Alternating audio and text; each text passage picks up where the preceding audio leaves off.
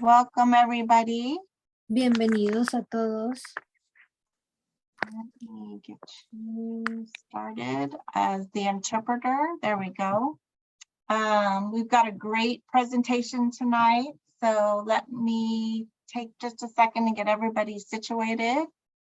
Darlene, I saw here you are.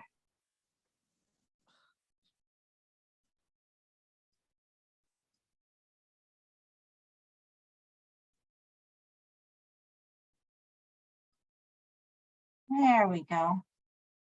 So Darlene, you should see that you're a panelist. There you go. Sorry, we got you. Hi, Sydney. Miss Darlene. I'm gonna say hi. Yeah. Hi. Darlene, it's a little hard to hear you. Okay, 1 second. How about now? There you go. Much better, much better. H I hi Hi. A. I have my- oh, R L E N E Darlene. Hi, Darlene. hello. I have my Sydney painting right here, hanging on my wall. So I think of you often. So I'm jealous. I'm going to have to purchase mine soon, so I don't feel left out. Well, welcome everybody. I know we'll have a few people join us. I can see we still have a few people logging in, but there's such great information tonight. I don't want to waste a moment of it. My name is Beth Burt. I am a mom of a young man with autism first. I'm also the executive director of the Autism Society Inland Empire, and I am so happy to have our presenters this evening. I'm going to introduce our first presenter and let her do the second introduction. So I'm very happy to be able to introduce Sydney Edmond.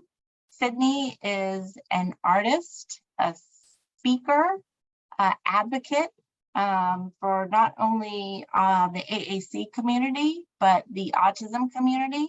I'm so proud to say she's one of our panel of advisors, and she's been a great source of wisdom for me. So I'm grateful to have her in my life. So thank you so much, Sydney. I'm going to go ahead and put my video dark, but I will be here in the background. If you guys have any questions, put them in the chat, preferably, and then we can make sure that we will get them answered later. We do have Spanish interpretation, so you can switch over to the Spanish channel and be able to hear all this wonderful information. So with that, Miss Sydney, I'm going to turn it over to you. Thanks for joining us.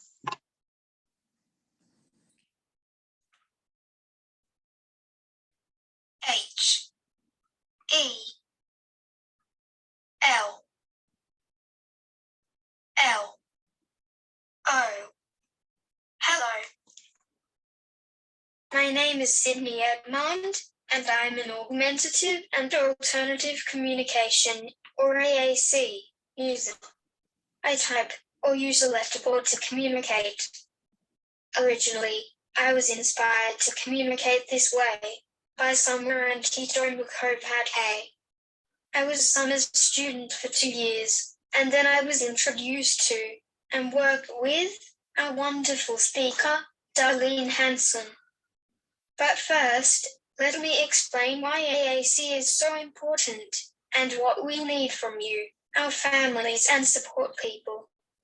You need to know that we, who cannot speak and control our bodies, wrestle with our plight every day, and it would be so wonderful if you did not add to our burden. We need you to respect us as fellow human beings. We need you to lighten our load by offering support and opportunity. We need you to understand why we are unable to speak. Once you are clearly educated about the way our body has imprisoned our mind and silenced our voices, You must give us the means to pass by the restraints and release our thoughts. Allow us to use our wayward, pesky, wacky bodies with purpose by offering the supports we need to free our minds.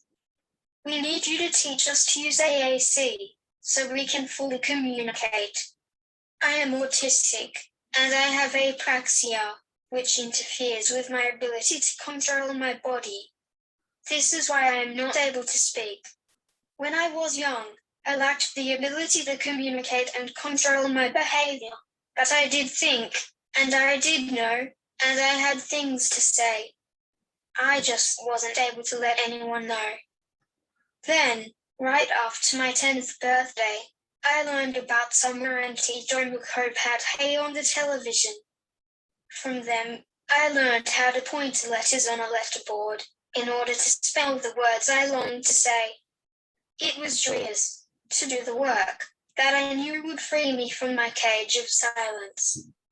I loved every minute I spent learning to control my body so that I could point to the letters I wanted, to spell what I wanted to say. My life began changing immediately. I was finally able to have a say in my life. I was finally able to introduce my true self to my family and the world. I was finally able to live a life worth living. I began attending regular classes in school, and I wrote and presented the graduation speech at my middle school. I learned how to plan my days and, perhaps best of all, I planned my life. I am the captain of my ship now. I want all children, all people who cannot speak, to enjoy these same things. I want to say that I am now leading a full life. 9 years ago, I decided that I wanted to try painting and was able to ask for paints and brushes and follow my dream. I now regularly exhibit my paintings and enjoy people's praises. I write poetry and speeches and present my precious words widely. And recently, I was honored to become an advisor to the Autism Society Inland Empire. It is so precious to me to know that I am making a difference in the world. Our speaker, Darlene Hansen, helped guide me into wondrous areas of communication. Darlene introduced me to my first communication device with voice output so that it would say aloud the words I had typed. That changed my life.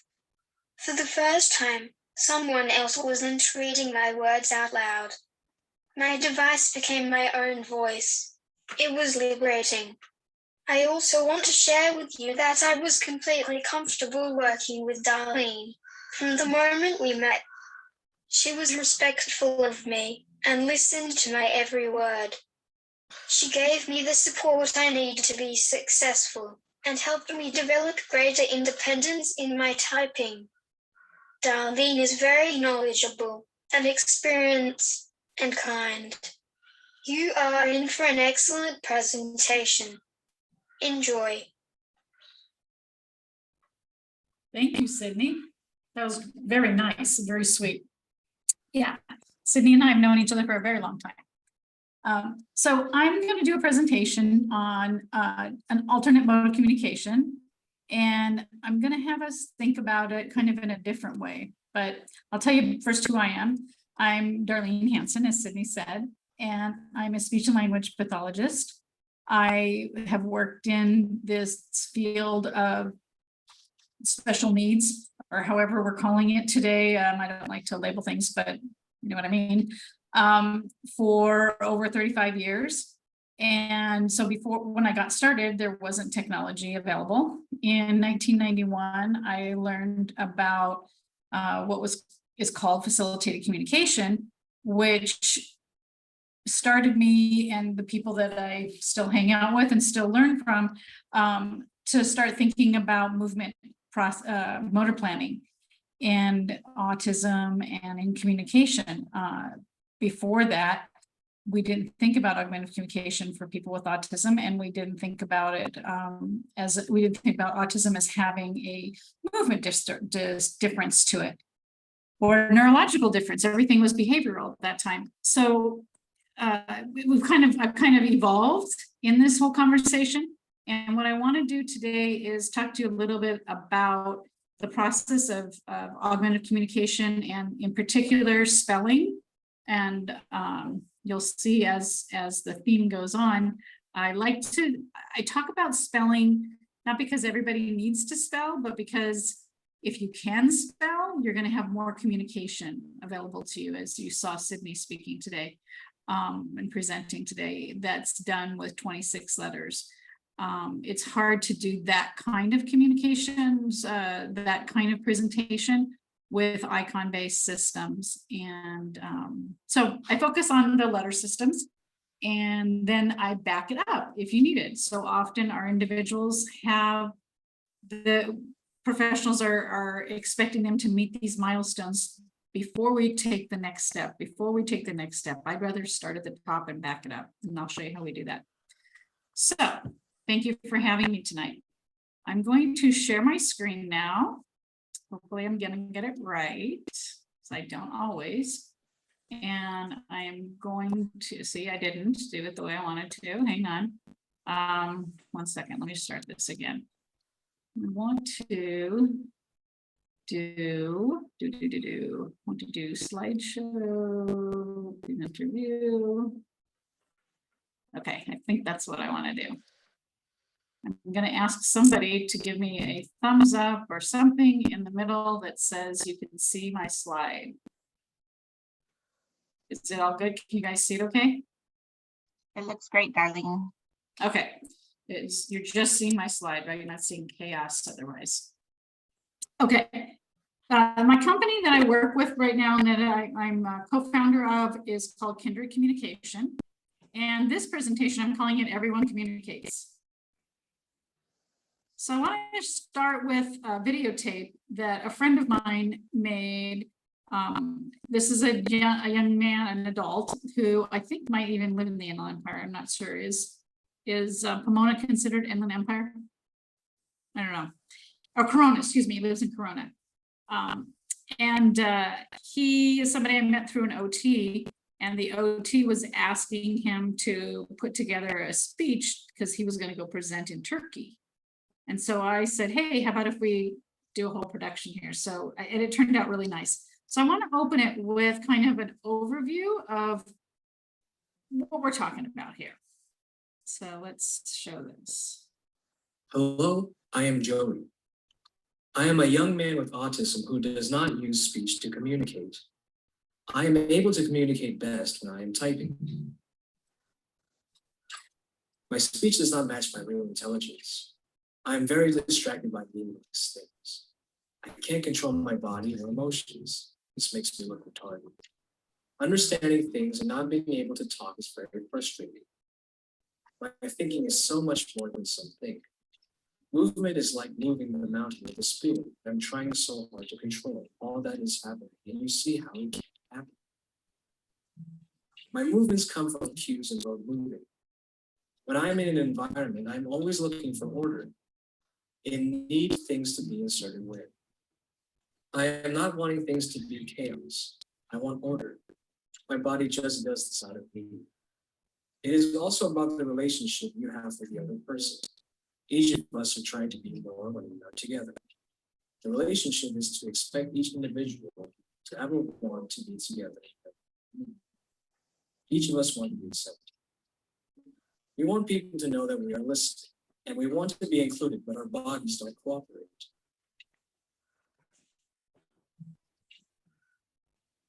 Please think about learning to know more about movement and communication. They work together, and my ability to be the person I am is dependent on you thinking this is possible.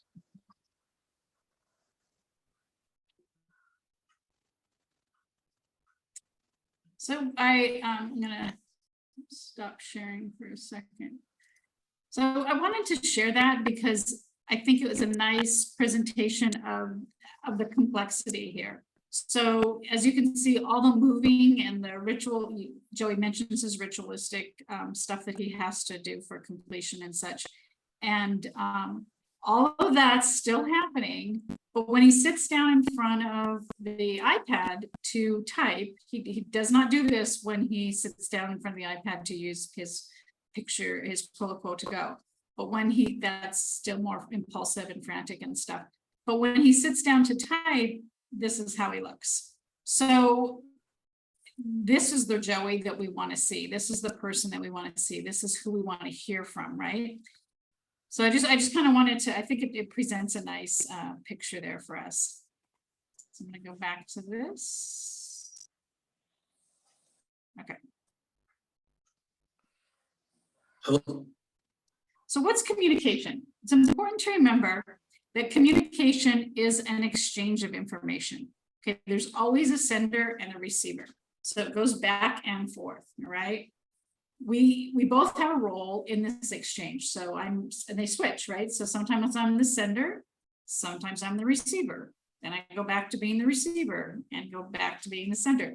So it goes back and forth, but we always focus on the communicator with the communication difference. We focus on what skills they need to bring to it, as if their skill, as if we can't figure out what they're trying to say and we can't help them out and we can't acknowledge that we understand them and all of that. Like it makes the bar very high, right? So I want us to think about both of our roles as we work together, because communication is an exchange. We're not really supposed to be teaching people to just communicate their wants and needs, right? We want them to be exchanging information, yet a lot of times that's not how we're teaching when we talk about AAC. So let's look at that. So I want to, and I'm thinking if those of you who are online want to participate, that would be nice. But what are some ways, and put it in the chat, okay? So what are some ways that people communicate in your house? How do you see that communication happening in your house? I'm trying to get the chat to work right for me. Write it in the chat. I can't get the chat to show me what people are saying. I can read it out. Darlene, do you mind repeating the question and I'll type it in there? Okay, so it's right here on the screen. What does communication look like in your home? Okay. Give us some ideas.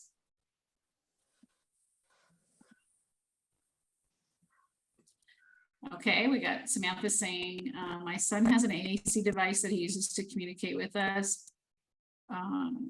Hand leading, okay, taking you to the thing they want, perfect. One person has an AAC system. Anybody else got anything in there? I'm just seeing the host. I don't know if I'm afraid to press buttons. Protocol to go. Icon textbook, okay, pointing, great. Some verbal speech and protocol to go, very good. Give me a couple more. Okay, so there's that's good. That's a good representation. So here, someone mentioned takes my hand, right? So we have some people are taking you to the item. That counts. That's communication, right? Some people, nobody said this, but some people use vocalizations, singing and hand leading. Yeah, singing. It's scripts now. I shouldn't put this in there, but now there's a term for scripting that's called Gestalt language processing. So I don't know if Crystal, if you've heard that term used yet or not, but it's getting to recognition and it's kind of becoming mainstream, which I'm excited about. So that means that the person uses these scripts or these Gestalt language, this whole piece of language, to convey a message, all right? And when we ask them to start using single words, that's not how they talk. That's not how they process language. So it gets more and more difficult for them when we keep doing it that way. So Gestalt language is good. I've heard of the term Gestalt, but did not realize it referred to scripting. Yeah, they fall into the same category. So you don't want to, you want to see the Gestalt language, the script, as a full unit, not as a, like if it had 5 words in it, it's not 5 words, it's the SID, the whole thought. So anyways, so sometimes people use those Gestalt language or the scripts to have intent and to share a message, and other types, they're recreational. So, but you guys as parents probably know the difference. But it does get confusing. And there's ways that people are now looking at teaching people to expand their communication and their language when they use the singing and stuff, which is really nice to see. Some people use line drawings or PECs. Line drawings would, there's the caricature kind of drawings with the colors and stuff that we typically see in PEC's books. We also see line drawings on Proloquo to Go and Touch Chat and LAMP. Those are iPad-based systems, and some of you mentioned that. And then there's word processing, which would be like Sydney uses and Joey uses. So there's multiple ways that people communicate. And if you find yourself living with a person, for example, who uses Proloquo to Go or Touch Chat or LAMP on their iPad, then that isn't the only way they communicate. And it shouldn't be the only way their communication is acknowledged. Okay, everybody needs to recognize the multimodality of the communication.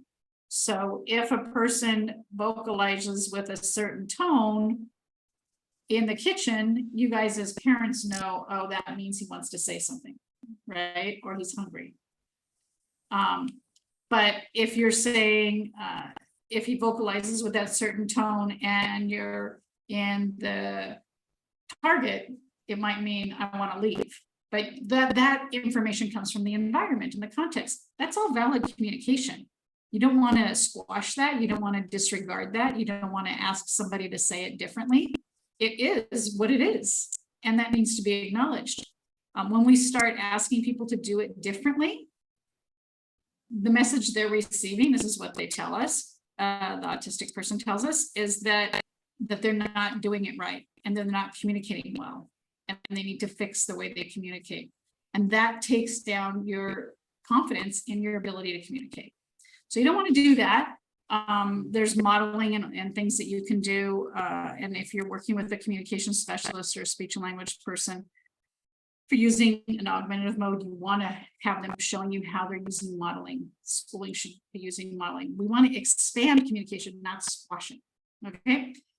We can come back to that with questions and stuff later, but let's see if I'm trying to get, there we go. Okay. So let's say you've got a person who uses line drawings. Anybody, and you could write this in the chat. Anybody have a person that they think knows words? And by that, I mean that you as family members see that he understands print.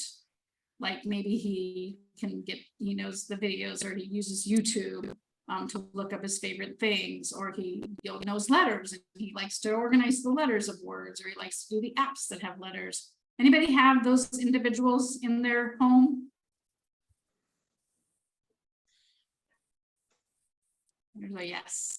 Okay. If there's any other yeses, that's not uncommon. And even I was just at the TACA conference this weekend, and so many families of 3- and 4-year-olds were coming up to us and asking me if their kids could learn to spell to communicate. And when we talked about what they were doing a lot of things with print.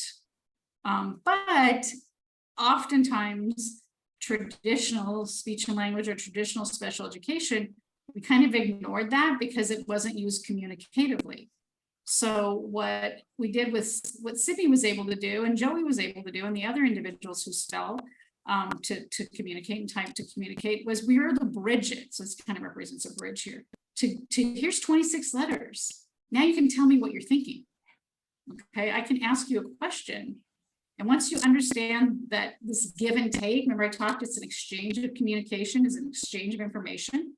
Once your child can understand that, which is not beyond them, it's not that hard to do. But once they get that, then you can start saying, okay, you know how to look up these words on YouTube. Here's some other words I want you to use. And now you can tell me about your day, or now you can answer questions about this book we're reading or about math or whatever you want to talk about. But we have to help them see the bridge, okay? You know how to do these things, and it might be pictures or line drawings. but here's what you do with it. Okay, it's not, autism it has that social exchange challenge, right? And that still exists oftentimes when you have a communication device. But once we create that bridge, then it's a lot easier. Sydney, you can feel free to jump in at any time too if you want to, but people talk about learning as being the easiest thing they did. You know, that was the easiest thing. Yeah, somebody said my child loves letters. Yeah, a lot of them do. I now have a grandson who's going to be 2, and he loves letters, and he loves words. And of course, I think he's very smart. But so all of this kind of exploring something that might seem foreign or seem like way out there, like that's not even in our story right now, kind of thing. It comes from the fact that we presume competence. Okay. If I was to meet you and your child, and Sydney was to meet you and your child, we presume competence. Okay. We presume that means that we presume you're listening, you're thinking about what we're talking about, and you might have something to say. Now, you may get the answer wrong. You may be misunderstanding us, but when you tell me back what you got from that, I can help you learn it, right? Again, I talked about learning being so easy. I'm presuming competence. I'm presuming that this is not beyond you. So for example, if I have a student, if you're a student person, and your class is learning about volcanoes, and the heat and the lava, and it gets cold, and then it turns into the blackness, and it destroys things, and talk about all the different chemical reactions and environmental reactions that happen when a volcano goes off, right? I don't make it so that my student who uses AAC can only say the word volcano and hot, okay, maybe mountain. I'm going to make it so you can participate in the same conversation that everybody else is participating in, because I'm going to assume that you have the same opportunity to learn that information as everybody else. That's what presuming competence is. It's not the same as respect. So to me, respect means that I give you respect. I show you respect. I treat you with respect.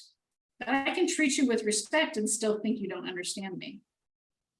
Okay, I think it's something different, but it's a personal experience, but that's how I'm going to tell you I define it. So presume competence. That one of Sydney's friends, Emma, she wrote this. She's a speller. She goes to Vanguard. She also learned to communicate through Soma, and now uses an iPad, and is in school because she wants to be a screenwriter. And here's what Emma wrote. Yes, I think that I use my typing in every area of my life. I use it for my education at college, and of course, daily to tell others how I am and what I have planned. I am learning to advocate for myself and my non-speaking community more and more. I think it is so important to share my thoughts and ideas and to do it as independently as possible. It is good to say with my friends that we use communication from typing to hugs to tell each other how we are and what is happening in our lives. Having the ability to type and get a full education has made my life rich and has given me possibilities for my future. So that's Emma.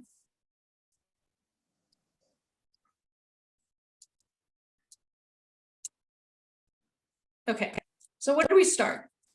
We start, this is kind of tiny. Let me see if I can make it bigger. I don't know how it shows up on your life, but let me look and see if I can make this a little bit bigger.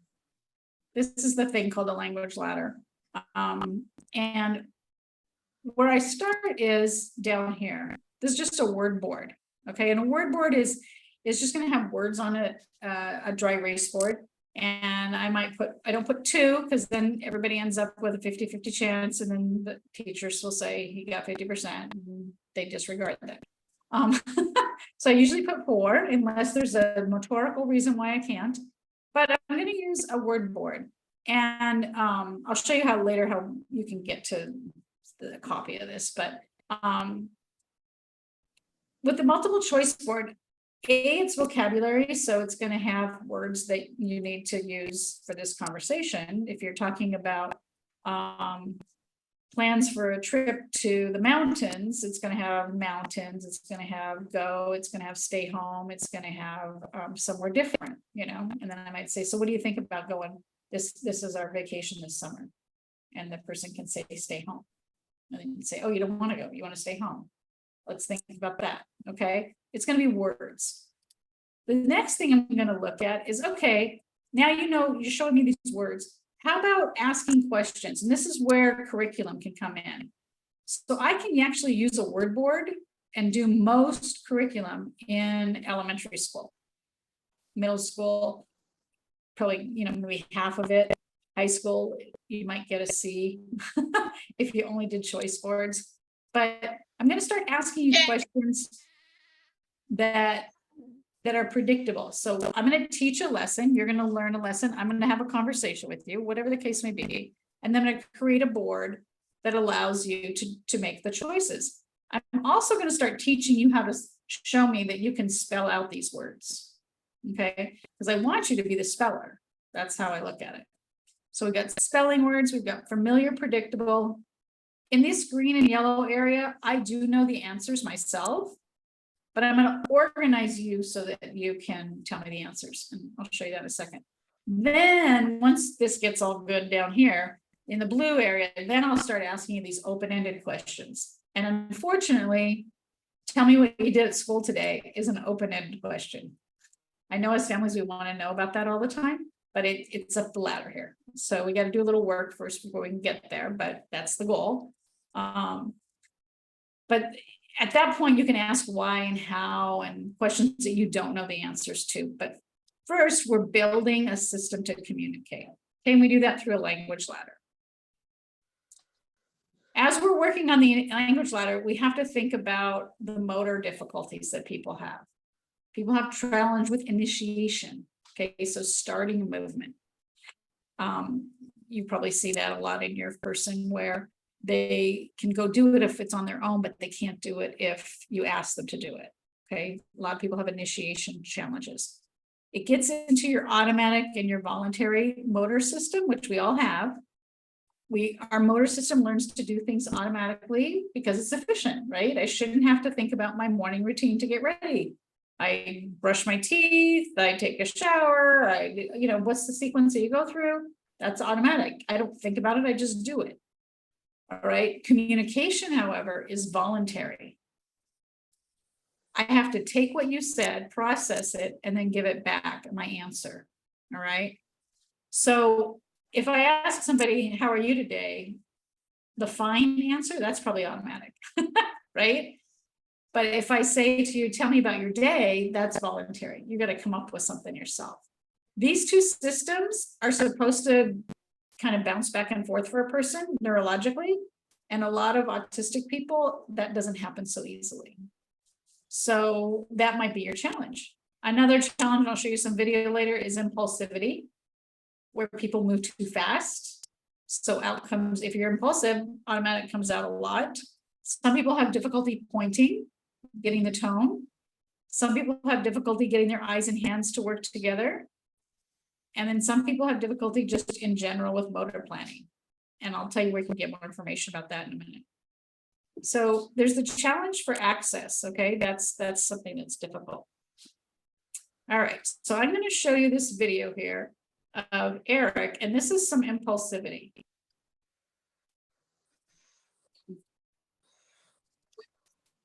There's nothing really to hear, but watch. So this clinician is holding his arm back. See how you can kind of tell how fast he wants to go. Eric, what I want you to do is put your hand down. Put your hand down. See how hard that is for him? Listen. Look first and go get it. Perfect. Now put your hand back down.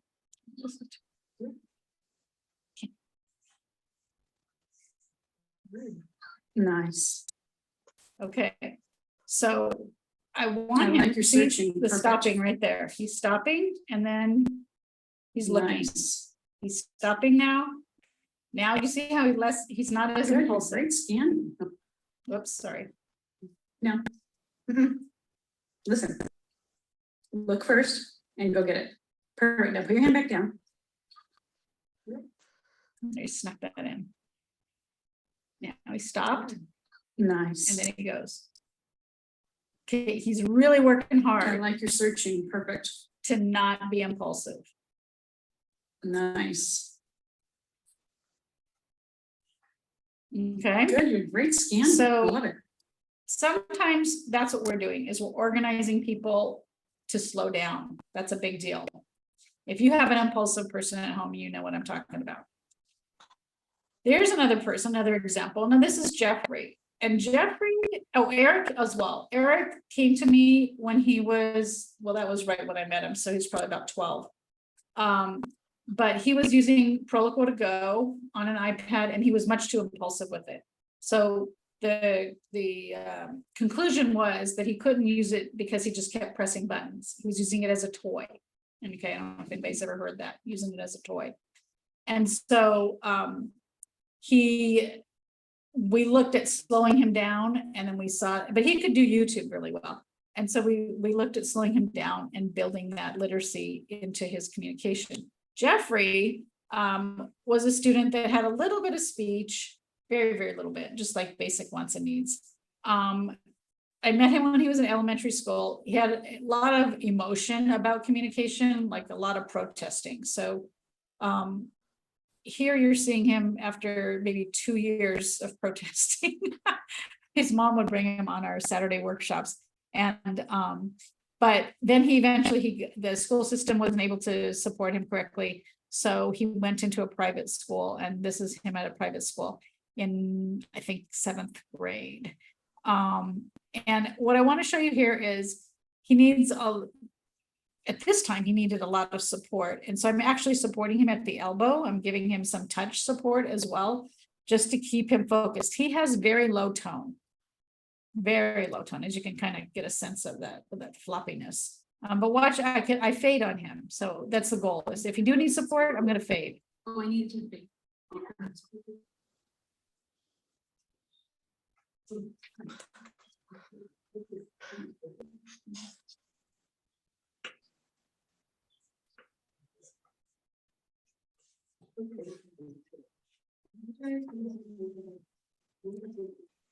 And I'm going to fade. So now I've come under his upper arm.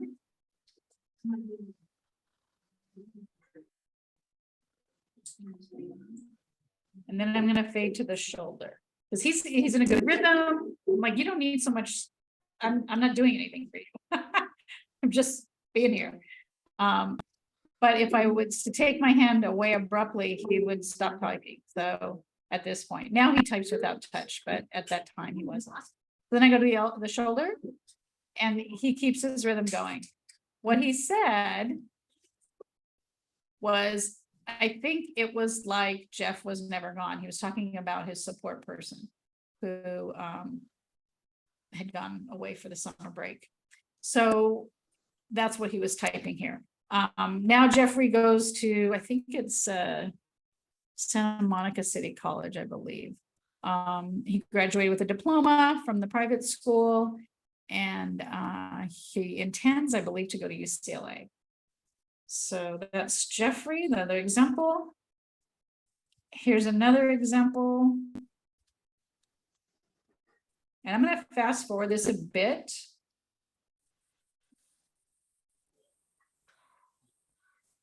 This person types with no touch. I just have to hold the board up for him. He only uses Proloquo to go at school. Okay, we should work to help each person on the spectrum. That's a great mission statement. You're awesome. This was everything he had typed that day, but his dad kind of did a funky way of recording it. But you know what I loved when you were typing stuff? You know what I loved, Shiva? Is, I don't know if you noticed that because you're filming, but he's got, he did a total, he was doing like such a wonderful pullback and just like negotiating, you're such control of your body. And that is not something we ever really say about this individual, that he has control of his body. So that's another example of where we want to get to. He uses Proloquo not very efficiently. He can kind of do basic wants and needs. He mostly uses his nonverbal communication, means of communication. So A runny nose. I'm gonna tell you a little bit about what we do at Kindred and open it up to questions as well, because I think that it might have painted a picture here for you. It's something that it does, you would want some coaching on. This is our website, gokindred.com. And this is my email, darlene@gokindred.com. I'll put that in the chat in a minute here. But I want to show you. Okay, so here's what I did. And this is going to be available for free to families. We're figuring out one day that's going to be, but it'll be soon. So I wanted to make it easy and kind of contemporary way for anyone who needs information to get it, right? So what I created was an app, and it has me doing a bunch of, it's called the Go Kindred app, and you can get it in the Apple Store. The Google Store, for some reason, was having some problems this week, but we don't know why, because it used to work. So we're figuring that out. It might be fixed by now. But within the app, there are courses, and the courses are on all kinds of different topics that revolve around getting communication together for yourself. And like there's one called The Power of Communication, and I have in it, what do I have? I think I have 6 lessons in there. They're ranging from 3 to 11 minutes long, so you can kind of watch it in your chunks. I wanted it to not be demanding. I wanted it to be available to you when you needed it, just needed information. So people are using this to inform themselves. And then if you have support staff that are helping you out at home, if you agree with what I'm talking about here, and if you want to share that information, then you can share this with those support staff as well. So that's what's available in the app content-wise. We also have in there a calendar of events that I don't think is posted yet, but will be. It's not in the parent one yet. Where you can just get online with us through a Zoom link, and we can brainstorm and you can pick our brains. Okay, so that's coming soon as well. And so I just wanted to make all this stuff available to people as well as some, in a user-friendly way. We are having it translated into Spanish. The first part of next year it should be ready to go. We're going to translate all the courses into Spanish. We have a Spanish-speaking practitioner for our services, but we're going to translate the app into Spanish as well. Within our services that we have at Kindred, we have 3 different designs. Let me get my thing here. Hang on, where is it? No, I don't have it. Anyways, I'll not worry about it. One is self-directed, and so within the app, there's a getting started course that you can, if you sign up for this, you can get access to it in the app and then just participate. I'll tell you more in a second. That's, you do it yourself. We help you. We give you information. We're a resource to you once a week to pick our brains, but you're pretty much doing it on your own with our coaching once a week. Small groups. Whoops, what happened? Whew. Okay, small group, which this is gonna be really small, but here. Small group is the self-directed 6 weeks course. Okay, once a week you can get online and pick our brains. Small group is same information, but once a week when you get online, there'll be up to 7 families, no more than 7. It could be 2, but there might be 7. We will run through a lesson with you and coach you. And this is all done online. Everything is virtual. I forgot to say that. We're a virtual company, so you don't have to think about whether or not someone's available in your neighborhood.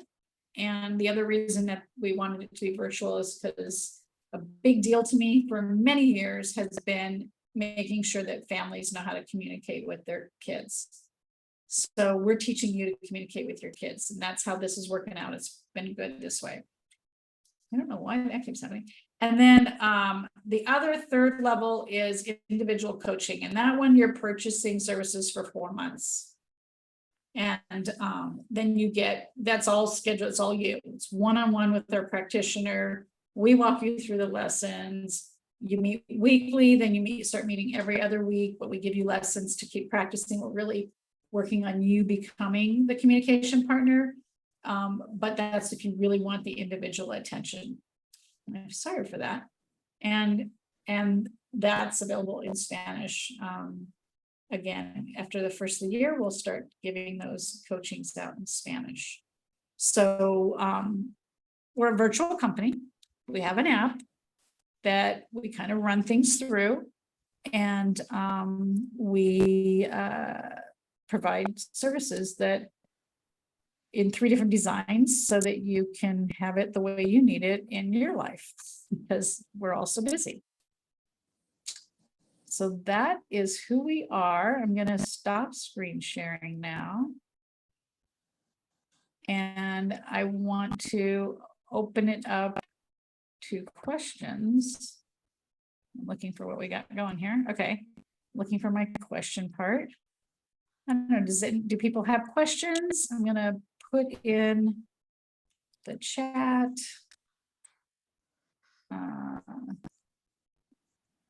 This as well. Host and panelists. How do I get to everybody?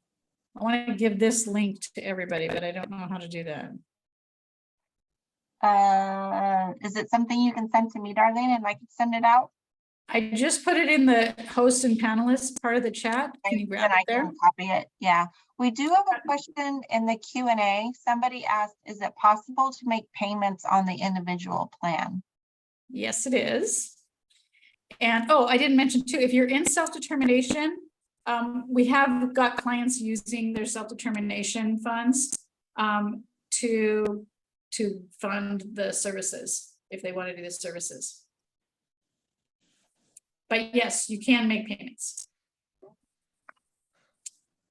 I drop the link to everybody in the. There you go. Thanks. That's a link if you wanted to talk more about our services to Josh. Any wonders, any questions? Anybody have any thoughts about their kids and their communication systems? It doesn't have to be related to what I said, even it can be a different question. That's fine. Yeah. So where are we located? Well, we're located in your homes because we're virtual. Personally, I live in Whittier. Josh lives in Costa Mesa, and Lori lives in Indiana, and Mel lives in Colorado. Cheyenne lives in Clovis. What age do we work with? Well, most of the time, I end up meeting families who are, we do not have in-person options now. Most of the time I meet families around, the kids are around 7 or 8 years old. And I think that is because that's the time when everybody's kind of gone through everything else and they're kind of looking at, okay, this isn't moving as fast as I want it to. And so that seems to be a time when people come and see me. With that said, we do have clients who are like kindergarten age, 4 and 5 years old, because again, we're taking this literacy thing that your kids may or may not do and showing them, if they're really visual, you know, the word cat is a photograph of a cat. It's a circle with the 2 little triangle ears on it, or it's a CAT. It's just a symbol. And if we can show your person that, if they don't already know, a lot of times they already know, then that you break that down and you type out or spell out CAT, now we both know you're talking about a cat. Okay, it sounds so simple, and it kind of is, but it's pivotal. It's what it is. It's pivotal. So then beyond that, I have clients that are as old as me. So in their late 50s, and anywhere in between. So any age is fine. Samantha's asking, my son doesn't always use his AAC device functionally. Does that mean we should change the program we use or how we're modeling? Yeah, so if you're not using it functionally, then I consider to think about, like, does he initiate? So does he have that initiation? If that's not something that he does, or does he understand? I don't mean understand in a cognitive way, I mean processing understand. Does he understand that turn taking that goes into the situation of, we're talking about this, we need your input here. You know, it can be question answer, but question answer is an interview. That's not really where we want to go, but it's an okay place to start.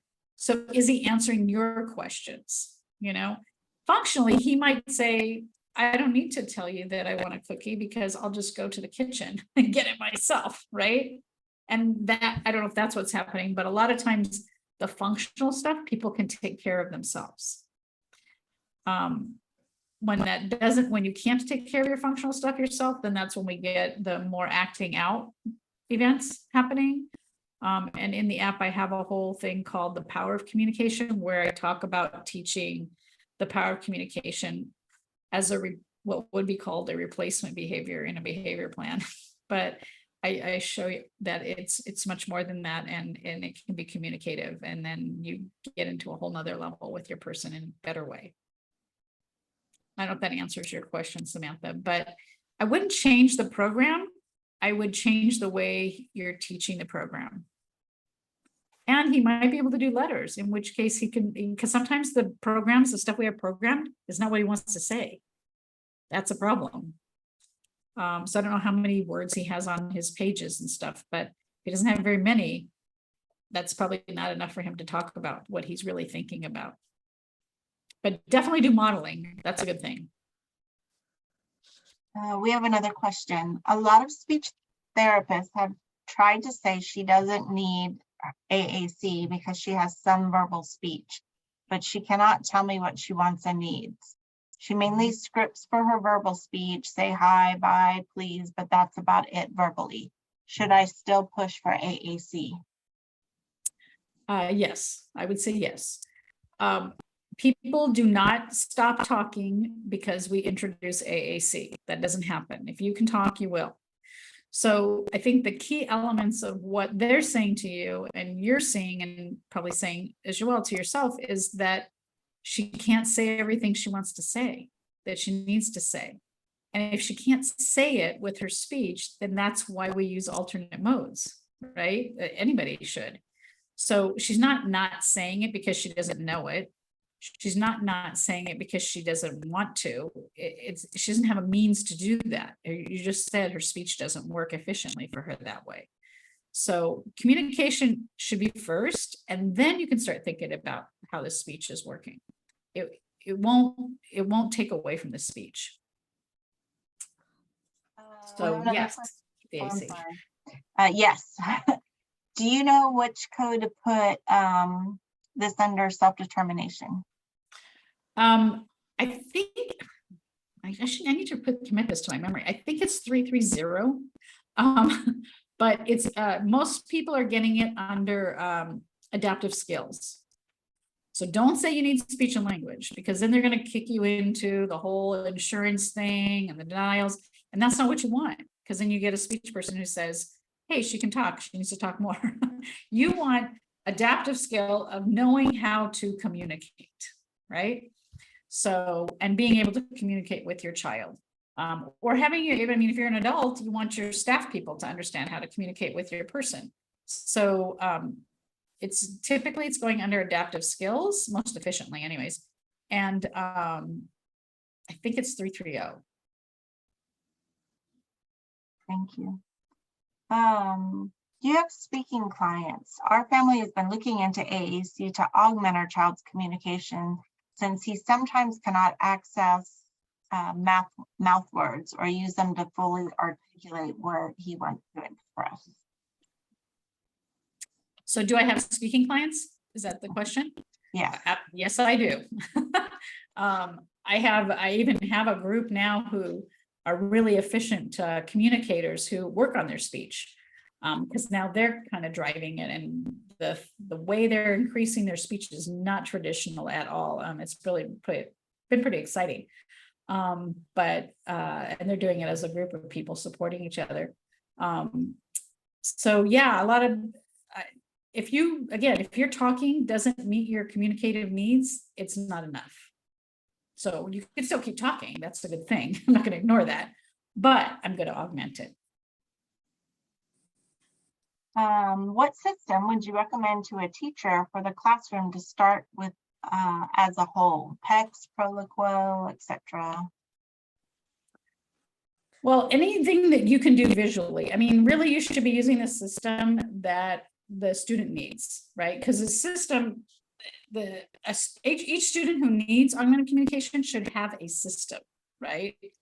But as a teacher person who wants to create and enhance your program, your educational experience for your kids, your students, I would say use anything that you can make it visual. All right. If you can put visual with auditory output, even better. So that's when you're going to visual and auditory output, you're going to start using the iPad. But some lessons you could use word boards, right?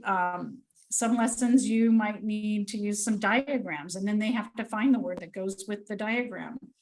It's about accommodating the material that you're teaching with visual output, and then expecting your student to use that system, however it is. But as a communication system, your students should have their own. One of our friends, William, he has this great saying that he says, and I just love it. It needs to be a bumper sticker. He says, communication should be an expectation, not an accommodation.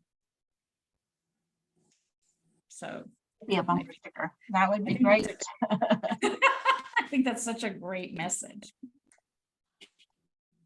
I see the message for Angelina. She says they do not have self-determination. They homeschool, and our private insurance would deny her child faster than you can blink. We are struggling to make this happen. It is good to know that this can support speaking children. And Angelina, I don't know if you're homeschooling by yourself or if you're through a charter school where they can access. Right. Yeah. That's a good question. Darlene, I don't know if you've seen, well, first of all, I want to thank you. I mean, if I could give you the biggest trophy in the world, I would, because you have been such a champion. Sydney, Lisa, and I were talking a little bit about, introducing you, and I'm like, she's world famous. Like, what do you say, right? She's done so much in this field. And one of the trends I've seen lately is that the school districts are starting to get some training in this area. I'm always concerned, what their level of training is compared to somebody like you. And are you seeing that as well, as where the school districts are saying, oh, well, I can do it, AAC or AT, assessment, but it's not that same level. Right. I mean, that is a lot of the baby steps have been good. So, the fact that an individual who has some speech needs AAC is still met with some resistance as a barrier, but a lot of times it's not now. So, especially if you have a younger child, the younger therapist, not the younger person therapist, but the person serving the younger kids, they're more open to introducing this than the old guard people, right? So if you get to transition age and things like that. So times are changing and the messages are changing, and I think that's really great. I think that I just had this experience with a family that I was working with, and the dad asked me, like, I was at their house, and I'd been working with their son for 2 years now, 2.5 years, through the whole pandemic time. I never met them. And I said, hey, I'm gonna be driving by your house on Friday night. Can I stop in? So I stopped in, I met them in person. That was pretty fun. so the dad we were talking, and the dad kind of was out in his room and, kind of listening from a distance. Anyways, he came back in and he said, hey, next week we have our team meeting. What are 3 things that we can tell our team? So I said, well, you can tell them that they need to presume competence. You can tell them that they need to always have something that they can ask him questions, around, and that they need to, I forget what the other thing was, look for opportunities that he can communicate in the community, because they're a community-based at home program. And he's like, you didn't even talk about using the device or spelling or anything. And I said, no, because you have a team that has been with him for years. Some of them are ABA oriented. And if I said to them, use the iPad, they're just going to start teaching him how to spell words. And that's not what I want. They have to first make that shift to presume competence. And so I think that when our schools start to understand what it means to presume competence for a person who has limited communication and has barriers to their communication with us, then we'll start seeing them open up a lot more.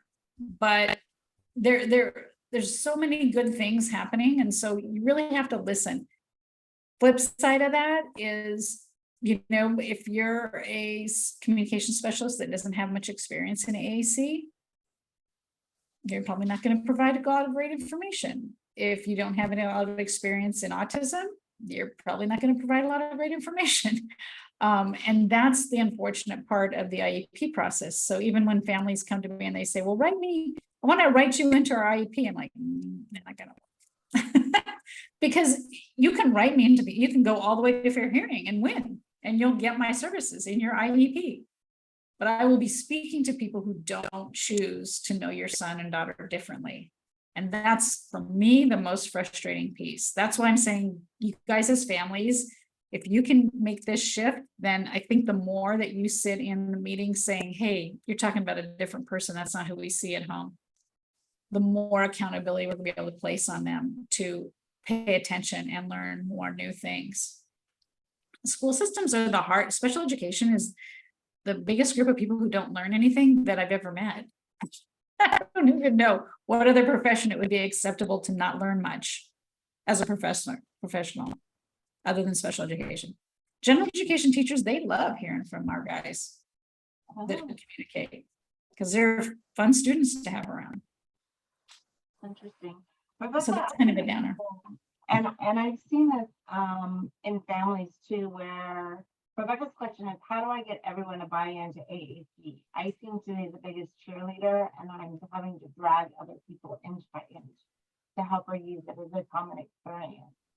And I will say that I've seen that with, it typically is mom, who is the big cheerleader, and like you were saying, dad may not buy into it, or siblings. How do you talk to those family dynamics?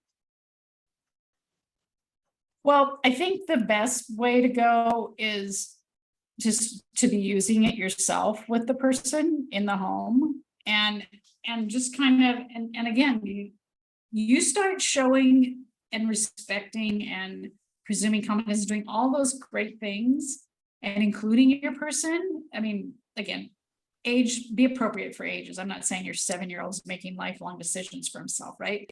But when you're engaging with your person in front of everybody else as a competent person, and you're providing the support that they would need, like, if the person needed a wheelchair, you wouldn't say, well, right now during this half hour you're working on walking, so I'm not going to give you access to your wheelchair, even though you need to go to the restroom and get yourself there. I mean, you have to, it's support. If you need support, you need support.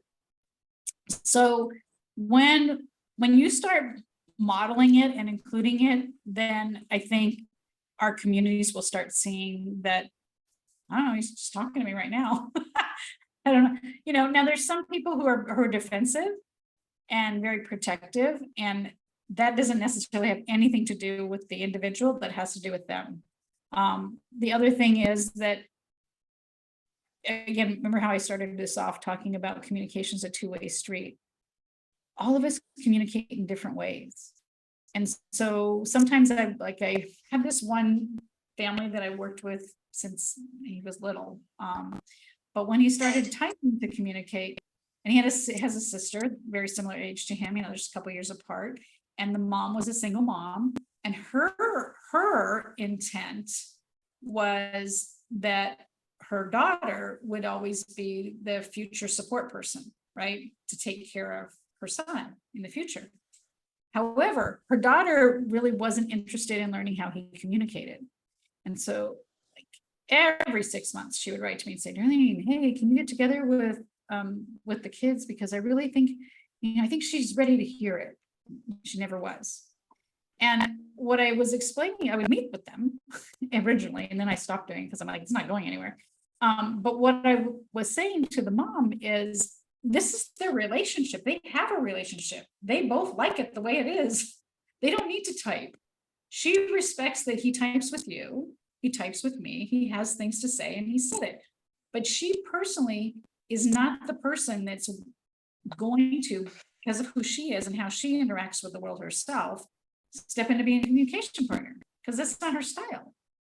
You're not a person who's really engaging and social, and you don't make a good communication partner. You're just kind of quiet. It's not a good communication partner. So you have to consider that too when you're thinking about who you're talking to. Now, teachers, that they don't get to have an excuse. They get paid to do this.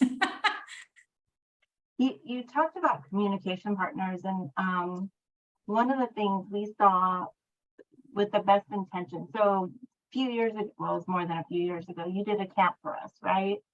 And we had some parents that were very excited because for the first time ever, they heard, what their loved one had deep inside for the very first time.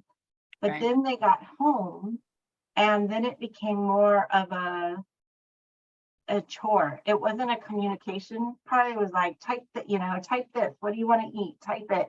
Even though, like you were saying, maybe they've already spent 16 years of their life communicating, and now all of a sudden it became this chore. Can you talk a little bit about, how parents or family members, how do you learn to become a good communication partner and really learn, like you were saying, to really respect how people communicate? Well, yeah. And so you don't want it to be another lesson that they have to do, because, and then even if it does kind of look and smell like a lesson, it better be a lot different than the stuff I'm doing at school. Otherwise, I'm not going to come home and do the same thing with you that I'm doing at school with nothing happening, right? So that's how our people think, I believe, because that's how they respond to these things. So you don't want it to be that. That's why with Kindred, we're really working on developing a lifestyle in your family of communication. Like, how does your family communicate? Some families are very academically minded and studious, and they like books, and they talk about books, and they talk about information. Other families are very sports oriented. Other families are very social and funny and so what's your family like? Now, I'm not going to tell you what your family's like, but I'm going to show you how to be included in your family and how to include your person in your family style. And that's really the focus. I actually use a lot of improv. Some of that's in the app too, but I love improv. I'm not a comedian, but a friend of mine is, and he's actually Ann Donelin. I don't know if you guys have ever heard of Ann Donelin, but she's an amazing woman who has done so much for the autistic community since the 60s. Anyways, her son is a comedian, and he doesn't work in autism, but when he was teaching a workshop to comedians about improv, another friend of mine who's a friend of his, they grew up together, who's a speech person, she said, Darlene, I went to JD's improv class, like their final production thing, and it's what you're trying to get people to understand. So I had JD come, and he's done a few improv classes with me. I don't know if Lisa, if you ever went to that or not, but it was really enlightening, because improv is about building communication. And what it showed was that we can totally squash it by asking questions over and over again. That's not what you want to do. You want to keep saying, tell me more, building on it, helping each other out, all of those good things. In improv, you never say no. Of course, if it's a dangerous situation, I want you to say no, but the idea is you're not saying no, you're building on it instead. And so that's what I give families those kinds of tools now to help them build communication, look for creative communicative opportunities in your life and in your family, and work through it. I mean, some of the families that went to the courses are still using the typing. You know, I was working with them, and now at Reach, where I used to work, and I know they're working with some of the clinicians still. Put your website in Yes. the chat again. I mean, it says a lot about you that you've done this app and it's free, right? And because you're trying to get the information out there, trying to help these families, and you're translating it into Spanish, and you know, Yeah. your rates are very affordable. So it's unbelievable what you've been able to accomplish. So thank you. I think you're welcome. I'm really excited about this Spanish element because I was talking to one of the independent facilitators today, and I said, you know, and this goes to any of your community who is in the Spanish speaking community, you know, if there's certain things you know you need because of the way you live your life or the kind of supports you already have or you don't have, you know, connect with us, because I'm really committed to bringing communication to the Spanish speaking community without looking at it as a translation. I really want it to be part of your lifestyle as well. So reach out to us. We're looking, you know, clearly I'm not part of this Spanish speaking community, and I know that, but I want to help you if I can. Okay. I love that. Another question. My son is 14, uses icons, pecs, pointing, some grunting, and can say the words O for open and Y probably for yes. Yeah, we have Go Talk. Of the 3 apps, Proloquo to Go, Touch Chat, and Lamp, which would you suggest to try? Well, I mean, you have to try them and to find out. Number one, wherever you can get help, whoever, I mean, I would look towards them too, because you need to have coaching and support on this. All of these 3 apps, you can get support with any of them from the companies who design them.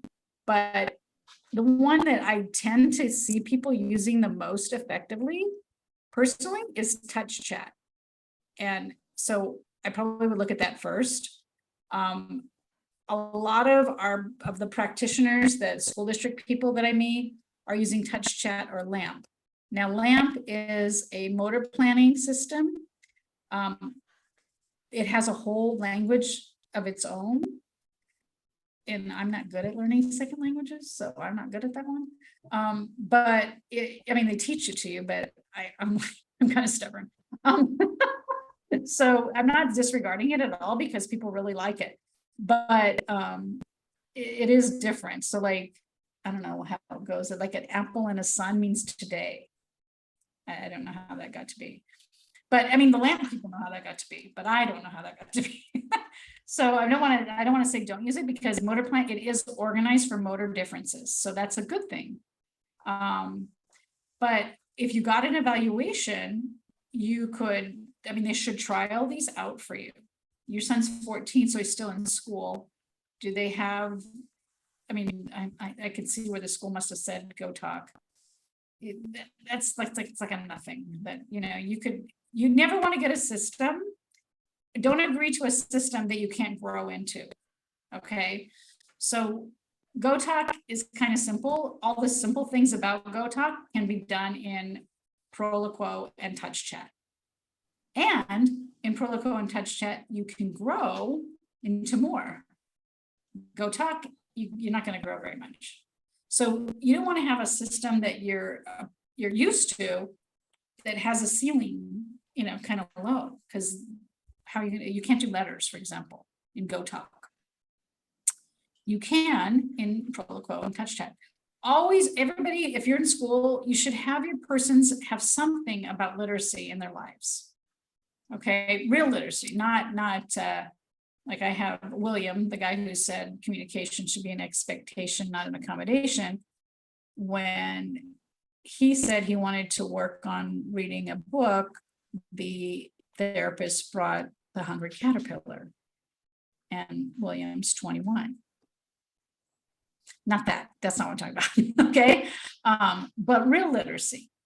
So it has to be the ultimate goal, because you can't communicate completely what you want to say in any given moment. Lamp would probably argue this with me, but using icons. I had a professor from a reading specialist, speech and language person who's a reading specialist from Harvard. She came out to California a few years back, and I had her meet with 12 typers and all different levels. You know, some were really skilled and some were just learning, okay? And she was talking about how she developmentally knows that you learn how to read.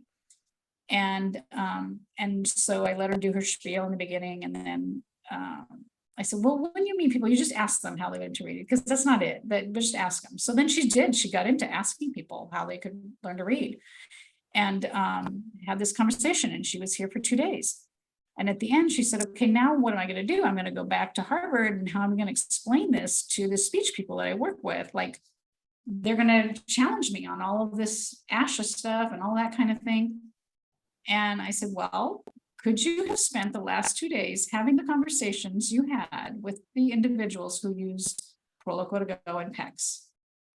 And she said, no. I mean, Proloquo to icon based, not the spelling base. You can spell in Proloquo to Go.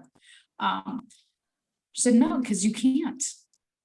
You can't ask somebody how they learn to read with Proloquo icons and get a full answer.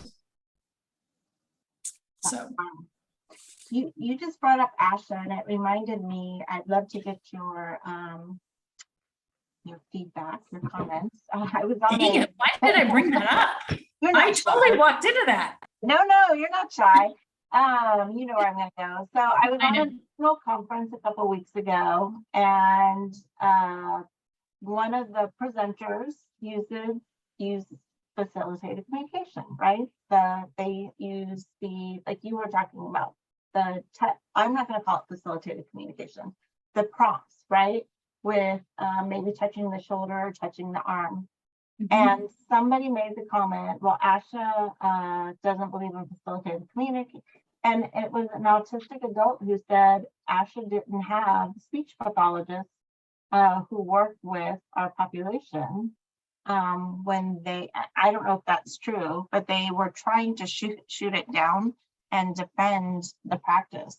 Has that gotten any less controversial, or that whole, you know, where people are like, oh, you're helping them point to the letter type thing? Right. Well, okay, so here's my take on ASHA. ASHA is the American Speech and Hearing Association. It's a professional organization. They have different policies and ways of looking, position statements, ways they describe to their professionals how they are to engage and follow their code of ethics and all that kind of thing. Many of ASHA's position statements and policies contradict their ASHA statement. So for example, they have a communication code of ethics that says a person should be able to use the system that they want. But then they have a position statement that says they can't use FC or RPM, which is rapid prompting method. FC is facilitated communication. So many of us see that as contradictory, right? Because it kind of is. When ASHA created this last position statement, the original position statement said, don't use it if you don't know how to use it, which would be a very good thing. You know, I should not be doing swallowing therapy. I do not know how to do swallowing therapy. Other speech people do. Don't come to me for that. That would be dangerous. But so originally the statement was, don't use it if you don't know it. Then they switched it up. 2017 or something like that. I can't remember exactly. And they said, no, don't, we do not support our clinicians using it. In actuality, that is, goes against ADA for them to say that, because there are people who need support, like you saw, even if it was here for Jeffrey or for Joey in the videos, they might need support to communicate sometimes. And the people who created that position statement were people who were always on the side against it. They didn't have people who were able to explain it. We offered, myself and another 2 or 3 professionals, speech and language people, offered to be on that committee to help understand and define it. And they said, oh, we're already full. We'll let you review it when we're done. So we did review it. And we explained to them where there were errors. There's errors in, they don't even use the right definition of facilitated communication. So the problem, though, is that now this has become the mantra. ASHA doesn't let us do it. It's just like people will say, well, why are you moving the board, though? Okay, I'm not moving the board's moving. But they don't know what that conversation is even about. They just know that you're supposed to say that because everybody tells them, but they don't actually know what the conversation's about. So there's a lot of things that we who use the support, whether it be holding the display up or touching the shoulder or whatever. I mean, I'll say that a person's learning to communicate. That doesn't mean he's going to go write a book or, do his own life plan or anything like that without any support from his people who love him, because he needs support. He's still learning to communicate. But if he knows how to communicate and he just needs me to touch his shoulder, then I'm going to go for the guy that wants to say what he wants to say, and he's going to have some accountability for what he says too. Get to teach that. But people who are usually talking against it don't know what they're saying. They're just repeating back what other people told them to say. In actuality, it's an ADA issue. Judy Heumann from the federal government. She was in, you guys probably seen the movie Crip Camp. That's Judy Heumann. She's furious about it. She's just like hell-bent, like, no, this is not okay, that anybody should be denied their means of communication. And the reality is that when people use the support, no one wants to have support if they don't need it. That nobody's saying, no, I like having my mom hang out with me. Okay, when they're 20, 30, 40, 50 years old. But if the alternative plan is I don't have communication, they're going to do it. Okay, like anybody would.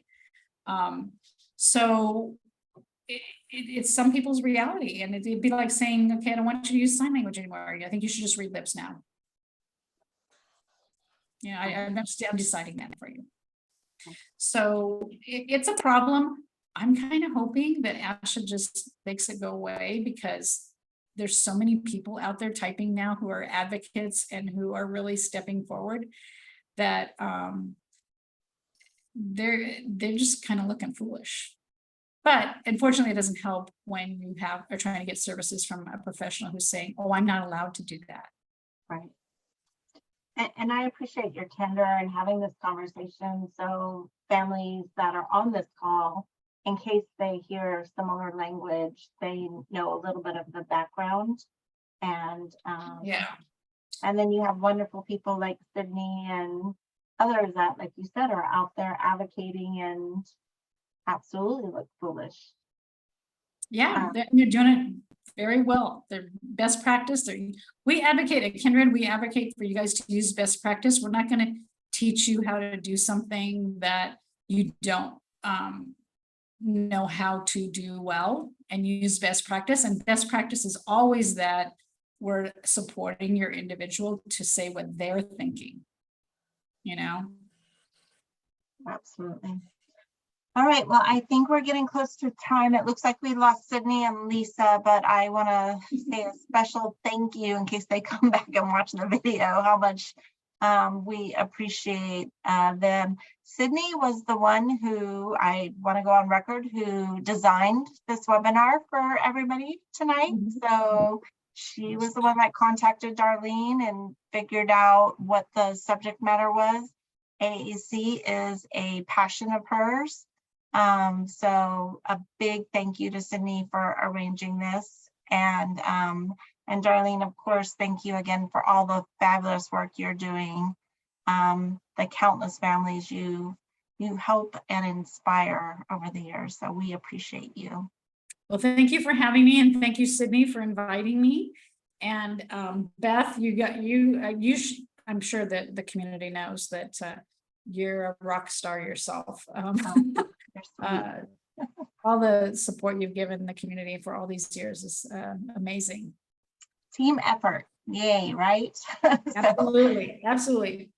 And thank you to Miriam. I forgot to thank her last webinar, but boy, she was a trooper tonight. So thank you, Miriam, for translating into Spanish. So we appreciate you being able to make this accessible for families who prefer Spanish.